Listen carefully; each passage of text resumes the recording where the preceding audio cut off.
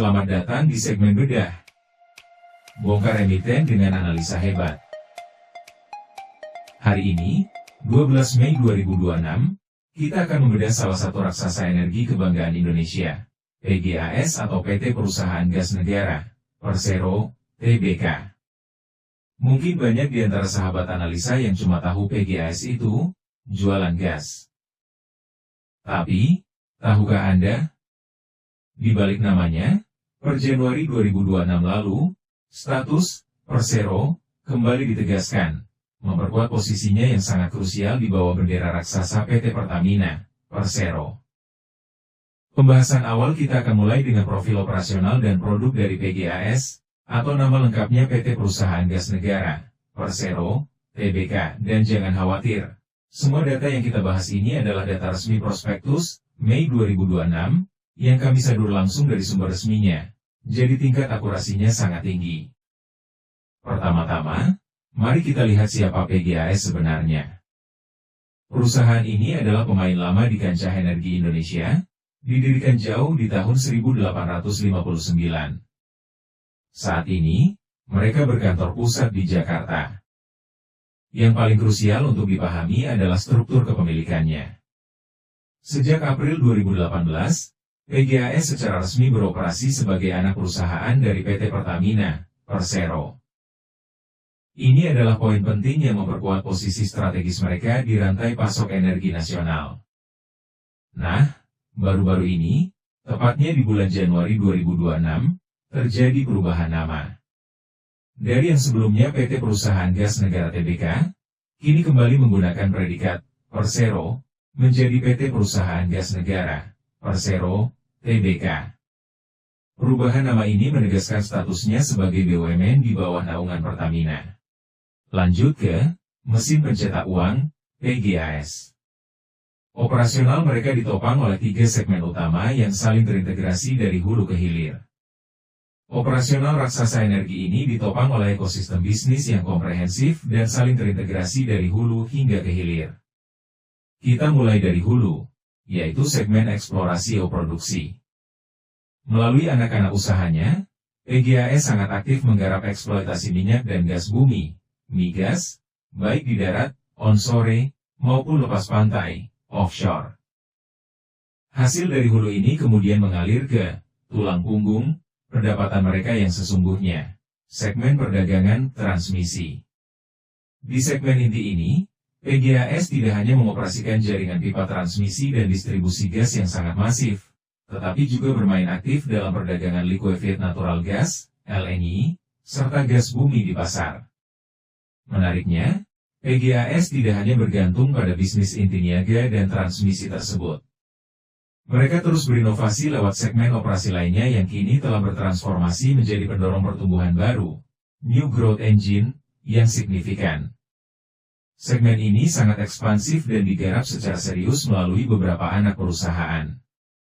Telekomunikasi serat optik, dikelola terutama oleh PT PGAS Telekomunikasi Nusantara, Gencom. Segmen ini menyediakan jaringan serat optik berkapasitas besar, managed service, IT, SCADA, serta solusi data komunikasi komprehensif, internet, cloud, data center, baik untuk pasar domestik maupun luar negeri. Konstruksi engineering dijalankan oleh PT PGAS Solution, Gasol, yang berfokus pada penyediaan layanan teknis, kontraktor EPC, engineering, procurement, construction, serta operasi dan pemeliharaan infrastruktur strategis. Pengelolaan gedung peralatan dipegang oleh PT Permata Graha Nusantara, PGNMAS, yang menjalankan bisnis pengelolaan, perawatan, penyewaan gedung dan peralatan, hingga layanan manajemen fasilitas. Nah, dari seluruh ekosistem raksasa, mulai dari ekstraksi energi, transmisi infrastruktur, hingga dukungan telekomunikasi dan konstruksi tersebut, kemana semuanya bermuara? Jawabannya ada di sektor hilir. Di tahap inilah seluruh proses disatukan untuk pemrosesan distribusi gas, termasuk LNG. Pada akhirnya, aliran energi dan layanan ini didistribusikan untuk menghidupi urat nadi perekonomian melalui 3 target pelanggan utama mereka, sektor industri, komersial, dan juga rumah tangga. Berdasarkan infografis fundamental PGAS, perusahaan ini menunjukkan kesehatan keuangan yang sangat kuat, tetapi penilaian valuasinya menyajikan gambaran yang campuran. Meskipun PE ratio terlihat murah, metrik valuasi lainnya seperti PBV, EV, EBITDA, dan P/Sales menunjukkan premium yang sangat tinggi. Berikut adalah uraian terperinci berdasarkan ketiga kategori utama yang disajikan dalam infografis tersebut. 1. Valuasi, valuasi campuran dan perlu kehati-hatian. Ini adalah area yang paling kontroversial dari analisis ini. Data valuasi PGAS memberikan sinyal yang bertentangan. P/E ratio trailing 1072x, undervalued ratio ini menunjukkan bahwa untuk setiap rupiah laba yang dihasilkan perusahaan, pasar menghargai saham tersebut dengan harga 1072 rupiah. Angka ini relatif rendah dan seringkali dianggap undervalued di pasar Indonesia, yang merupakan poin positif. Tetapi, metrik lain menunjukkan premium ekstrim. PBV, price to book, 1594017x, premium, mahal, metrik ini membandingkan harga pasar saham dengan nilai bukunya. Nilai ini sangat tinggi, menunjukkan bahwa harga pasar jauh melampaui nilai aset bersih perusahaan per saham. Ini adalah bendera merah besar. EV/EBITDA, 52003717x, mahal rasio ini membandingkan nilai perusahaan, termasuk utang, dengan laba sebelum bunga, pajak, penyusutan, dan amortisasi. Angka ini sangat tinggi, menunjukkan bahwa perusahaan dinilai sangat mahal relatif terhadap kemampuannya menghasilkan laba operasional. P/Sales, price to sales, 1147788x, mahal ini membandingkan harga pasar saham dengan pendapatan perusahaan. Sama seperti PBV, angka ini sangat tinggi, menunjukkan penilaian pasar yang sangat mahal relatif terhadap penjualannya. Kesimpulan valuasi. Meskipun PE ratio menyarankan nilai yang baik, tiga metrik valuasi utama lainnya, PBV, EV, EBITDA, P/Sales, menyajikan premium yang ekstrim. Investor harus berhati-hati dan tidak hanya mengandalkan PE ratio, karena penilaian valuasi secara keseluruhan tampak sangat mahal. 2. Profitabilitas standar dan konsisten. Tingkat profitabilitas PGAS tampak solid dan stabil. Tidak spektakuler tetapi konsisten. ROE, Return on Equity, 10,09%, cukup baik menunjukkan bahwa perusahaan menghasilkan pengembalian 10,09% dari modal yang diinvestasikan oleh pemegang saham. Ini adalah angka yang cukup baik, menunjukkan efektivitas dalam menghasilkan laba dari ekuitas. ROA, Return on Assets, 5,30%, standar menunjukkan bahwa perusahaan menghasilkan laba 5,30% dari total aset yang dimilikinya. Ini adalah tingkat standar yang menunjukkan efisiensi operasional yang wajar. GPM, Gross Margin, 18,10%, margin cukup menunjukkan persentase pendapatan yang tersisa setelah dikurangi biaya produksi barang yang dijual. Ini adalah margin yang cukup.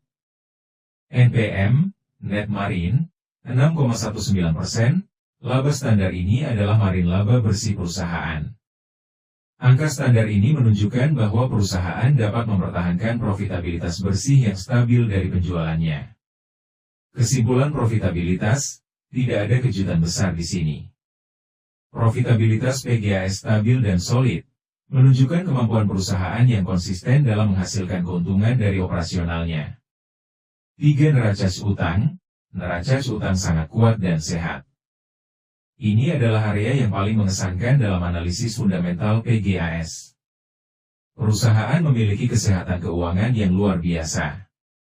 DER, Debt to Equity Ratio, 0,29x, utang terkendali ini adalah metrik yang luar biasa rendah, menunjukkan bahwa perusahaan memiliki sangat sedikit utang relatif terhadap ekuitasnya. Ini berarti perusahaan sangat mandiri secara finansial. Current Ratio, 201x, likuiditas kuat ini menunjukkan bahwa perusahaan memiliki aset lancar 2 kali lipat dari kewajiban lancarnya. Ini adalah posisi likuiditas yang sangat kuat, memastikan perusahaan dapat dengan mudah memenuhi kewajiban jangka pendeknya. Kas bersih positif, Kas utang, total cash, pukul 1,36 miliar versus total debt, pukul 1,8 miliar, aman total kas perusahaan, pukul 1,36 miliar, lebih besar dari total utangnya, pukul 1,8 miliar. Ini berarti perusahaan memiliki posisi kas bersih yang positif dan posisi keuangan yang sangat aman. Kesimpulan neraca utang, kesehatan keuangan PGAS sangat luar biasa kuat. Dengan utang yang sangat rendah, likuiditas yang kuat, dan posisi kas bersih yang positif, perusahaan ini berada dalam posisi yang sangat aman untuk menavigasi tantangan pasar dan mengejar peluang pertumbuhan. Berdasarkan data lanjutan ini, PGAS menunjukkan kemampuan mencetak uang tunai yang sangat baik dari aktivitas operasional intinya.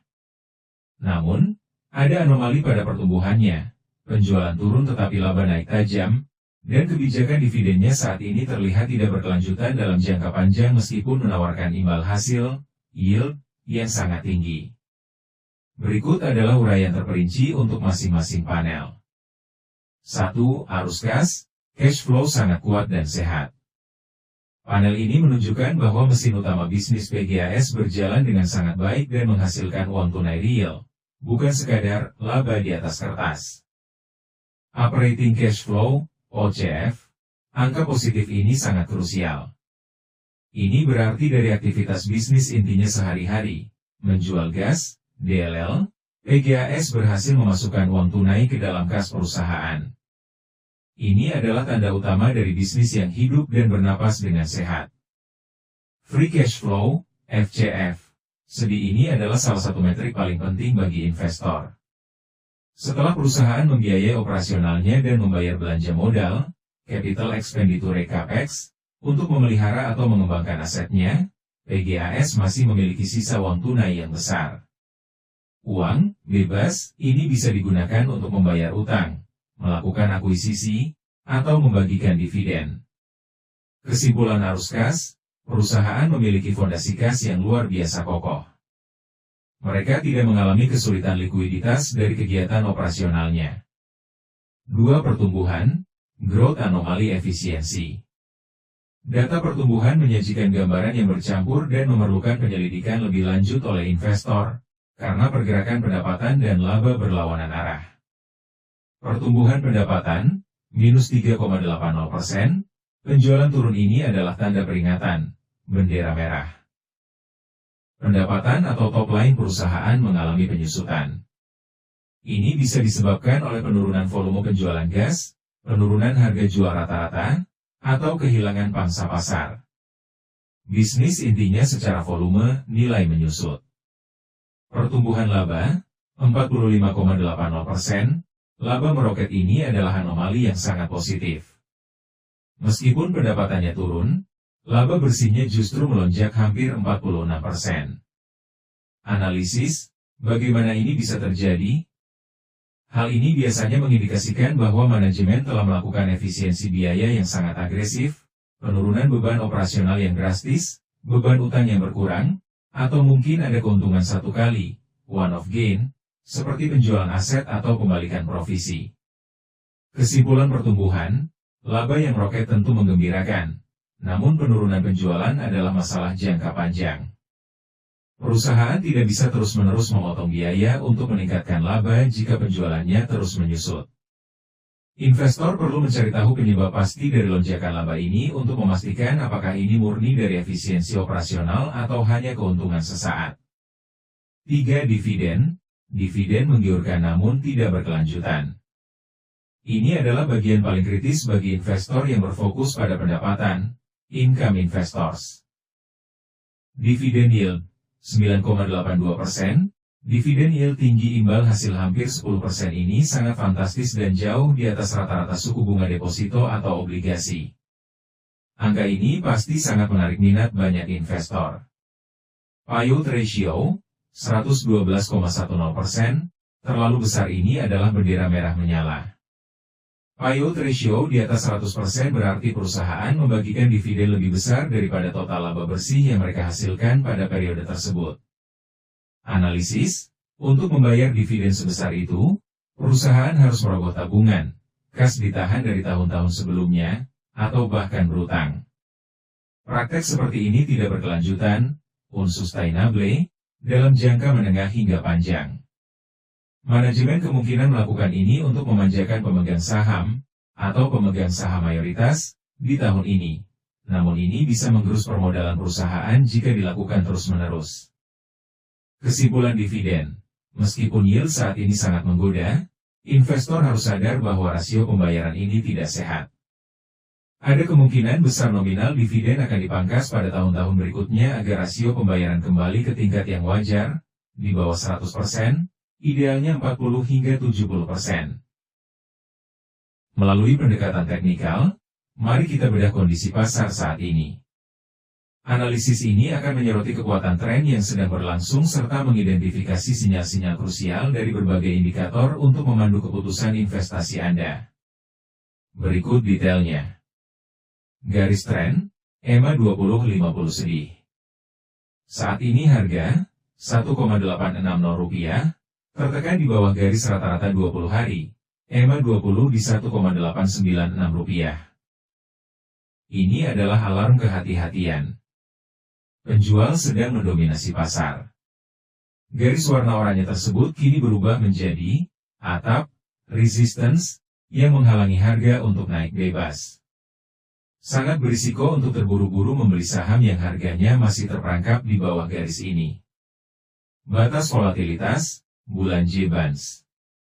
Harga sedang tersungkur ke lantai batas bawah, Rp1,843. Ibarat karet yang ditekan ke bawah, saham ini sedang kepenatan jual, oversold, atau didiskon besar-besaran.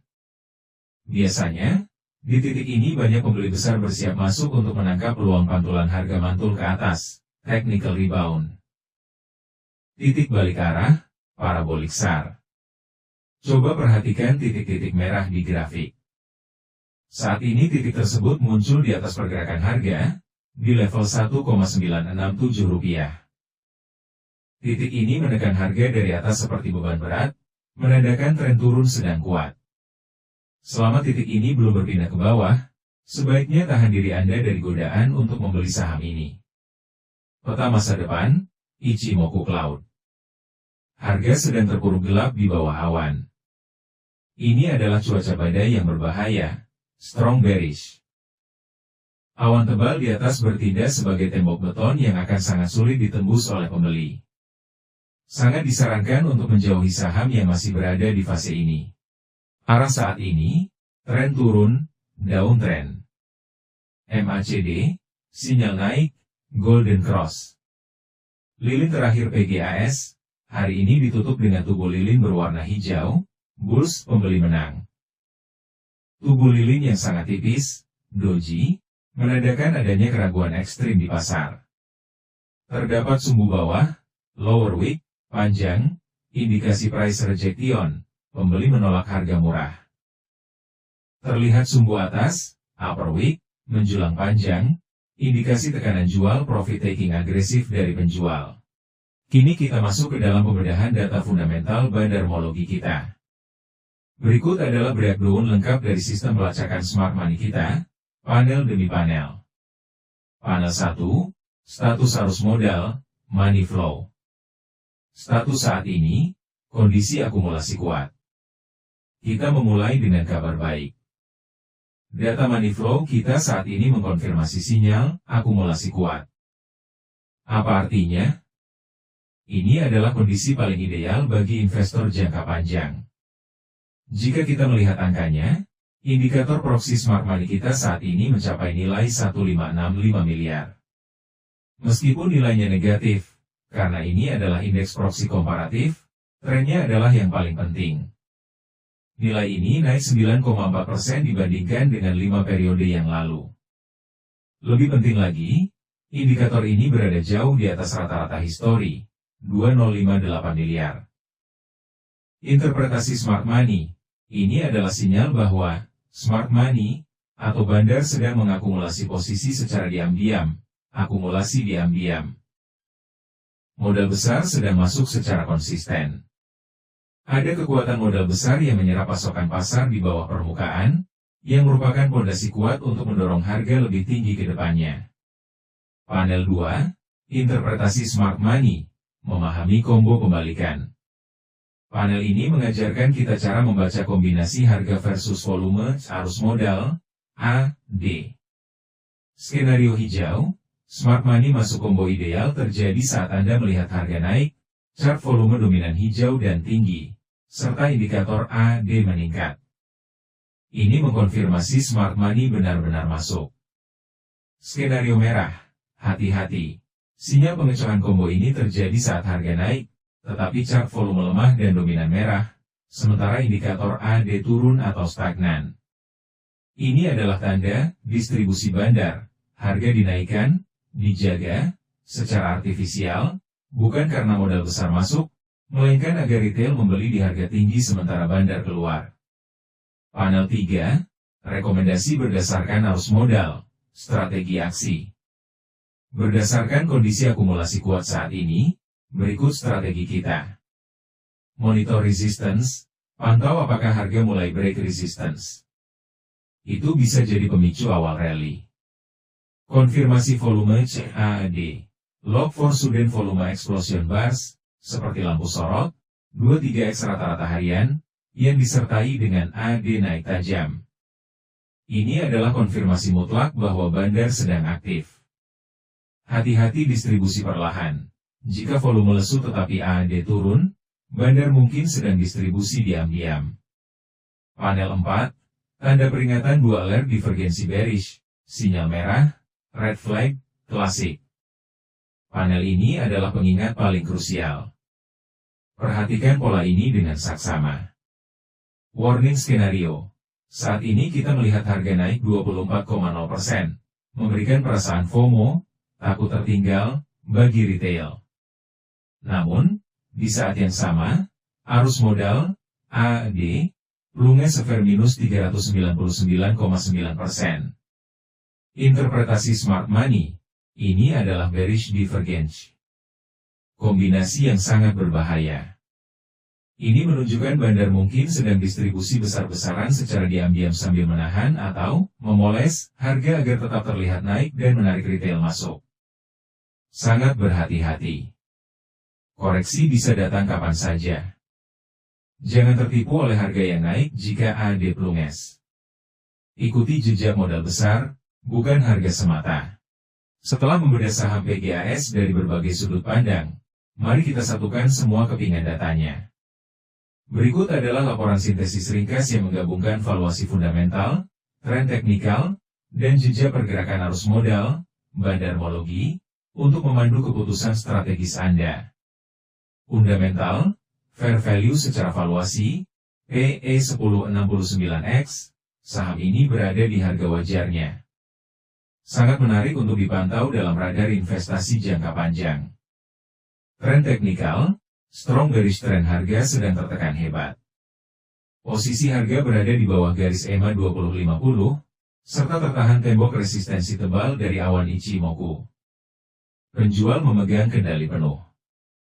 Volatilitas, waspada breakout indikator bulan J-Bonds menyebut ekstrim, squeeze. Ini menandakan akan ada pergerakan harga yang meledak, breakout, dalam waktu dekat. Mengingat momentum MACD masih negatif, peluang breakout ke arah bawah, support terdekat di 1,843 rupiah, cukup besar. Bandarmologi, red flag, ini peringatan terkerasnya. Indikator arus dana, AD, merosot tajam, mengindikasikan adanya distribusi terselubung. Institusi besar kemungkinan sedang pelan-pelan buang barang di saat harga seolah-olah ditahan agar tetap terlihat stabil. Kesimpulan final, tahan diri observasi, wait and see. Jangan terburu-buru menangkap pisau jatuh. Meski valuasinya murah, risiko penurunan lanjutan sangat tinggi akibat distribusi bandar. Strategi terbaik, tetap diam di pinggir lapangan dan baru pertimbangkan untuk masuk hanya jika sudah ada ledakan volume beli yang nyata dan pembalikan tren. Titik parabolik SAR pindah ke bawah harga, garis EMA menyilang ke atas. Nah, itu dia bedah tuntas analisa saham kita kali ini.